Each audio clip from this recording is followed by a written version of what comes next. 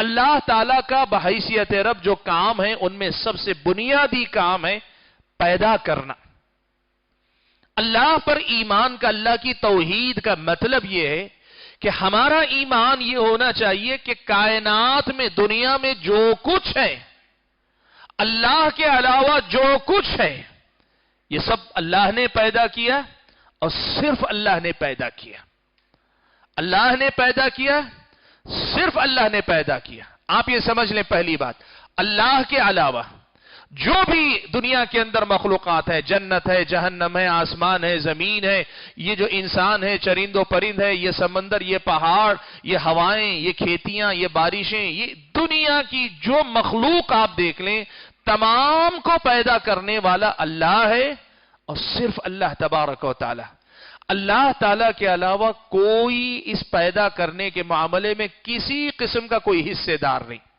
کسی نبی کا کوئی حصہ نہیں، کسی ولی کا کوئی حصہ نہیں، کسی فرشتے کا کوئی حصہ نہیں، نہ ہی کسی بت کا کوئی حصہ ہے، نہ ہی کسی انسان کا، انسان کے معاملے میں انسان کا، جانور کے، کسی کا کوئی حصہ نہیں.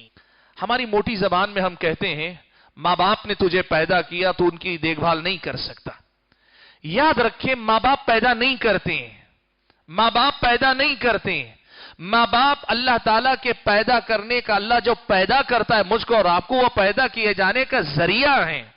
اگر ماں باپ پیدا کرنے والے ہوتے نا تو ہر ماں باپ اپنی پسند، اپنی مرضی کے حساب سے بچے پیدا کرتے. لڑکا چاہیے لڑکا ہوتا، لڑکی چاہیے لڑکی ہوتی، خوبصورت چاہیے خوبصورت، بدصورت چاہیے بدصورت، سب وہ کرتے. ماں باپ پیدا نہیں کرتے اللہ کے بندو. پھر دنیا میں کوئی بے اولاد نہیں ہوتے، ہر ماں باپ کی خواہش ہوتی ہے. اگر ماں باپ پیدا کرتے تو ہر ماں باپ اپنی پسند سے اپنے بچے پیدا کر لیتے. ماں باپ سبب اختیار کرتے، نکاح کا، شب گزاری کا سبب اختیار کرتے، پیدا اللہ تعالیٰ کرتا ہے. ماں باپ سبب ہیں، ماں باپ پیدا نہیں کرتے. ماں باپ اللہ تعالیٰ جب پیدا کرنا چاہتا ہے تو اس کا سبب ہوتے ہیں. والدین کے ساتھ حسن سلوک کرو، لیکن والدین کی عبادت نہ کرو. کیوں؟ اس لیے کہ والدین نے آپ کو پیدا نہیں کیا. ان کے احسان کو پہچانو اور ان کی قدر کرو، ان کی خدمت کرو. لیکن ماں باپ پیدا نہیں کرتے، اسی لیے اللہ تعالیٰ کا جو حق ہے ان میں سے کوئی حق ماں باپ کو نہیں دیا جانا چاہیے. میں نے کہا تخلیق میں کسی بھی چیز کو پیدا کرنے والا کون ہے؟ صرف اللہ تعالیٰ ہے. ہر چیز کا خالق، اچھائی کا، برائی کا، اچھی چیز کا، بری چیز کا. بری چیز بھی اللہ نے ہی پیدا کی. کیوں پیدا کی؟ یہ دنیا امتحان کی جگہ ہے. سب اچھا ہو تو امتحان کیا ہوگا؟ سب خیر ہی خیر ہو تو پھر آزمائش کس بات کی ہوگی؟ اس دنیا میں آزمائش کے لیے اللہ نے خیر اور شر سب کو پیدا کیا. ابلیس کو اللہ ہی نے پیدا کیا جو سارے شر کی بنیاد ہے، اللہ ہی نے پیدا کیا ہے. یاد رکھو اللہ کے بندو، اللہ کے علاوہ کوئی اور پیدا کرنے والا نہیں ہے. اللہ کی ربوبیت یعنی بحیثیت رب اللہ کے کرنے کے جو کام ہیں ان میں اللہ تعالیٰ کو اکیلا مانا جائے کا مطلب یہ ہوا کہ اللہ تعالیٰ ہی پیدا کرنے والا ہے. اللہ کے علاوہ کوئی دنیا کی کسی چیز کا پیدا کرنے والا نہیں. کسی بھی چیز کا کوئی پیدا کرنے والا نہیں سوائے اللہ تعالیٰ کے. یہ بات اللہ نے قرآن میں بیان کی. اللہ نے فرمایا اللہ خالق کل شیء، اللہ تعالی ہر چیز کا پیدا کرنے والا.